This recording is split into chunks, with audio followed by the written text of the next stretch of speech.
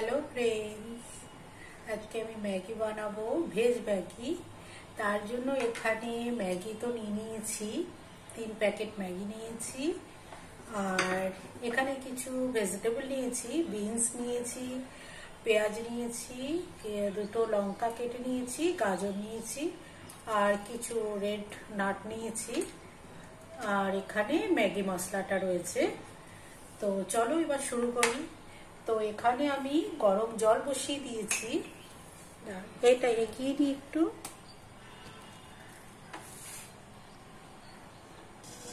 এখানে জলটা গরম হয়ে গিয়েছে, এবার এই ম্যাগিটা আমি এখানে দিয়ে দেবো। এরপরে একটু তেল দিয়ে দেবো, যাতে একটার সঙ্গে একটা লেগে না যায়। বেশিক্ষণ লাগবে না, 2-3 মিনিট লাগবে বয়েল হতে।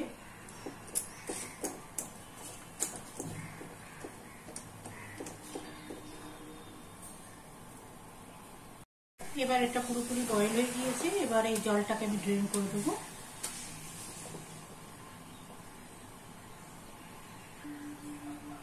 এই বাদামগুলো একটু ভেজে নেব হালকা করে।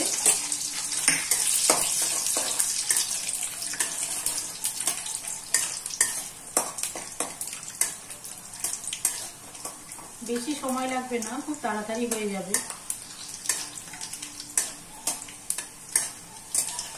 বাদামটা ভাজা হয়ে গেছে, এবার আমি এটা তুলে নেব।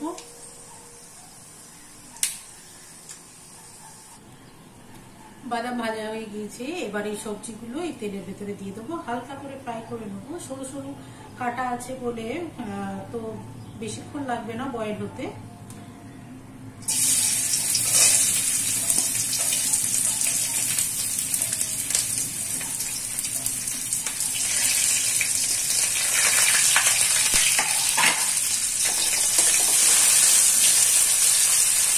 একটু লবণ দিয়ে দেবো।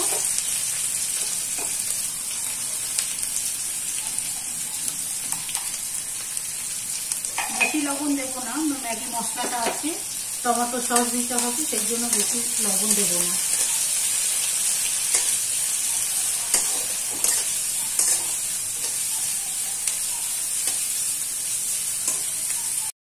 সবজিটা ভালো করে ফ্রাই হয়ে গিয়েছে, এবার আমি এই ম্যাগিগুলো দিয়ে দেবো।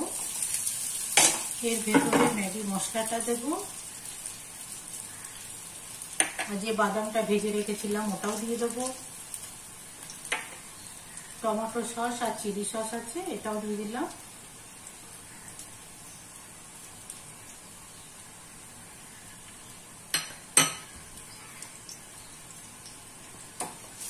এবার একটু ভালো করে মিশিয়ে নেবো ভালো করে। আমি এতে সরষের তেল ব্যবহার করিনি, সাদা তেল ব্যবহার করেছি।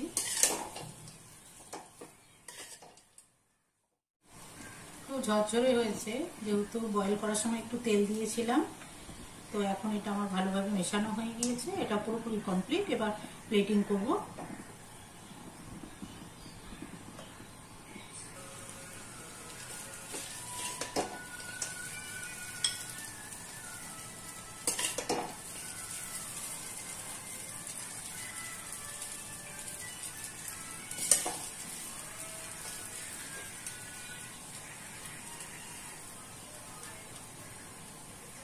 এটা টিফিনের জন্য পারফেক্ট এখন।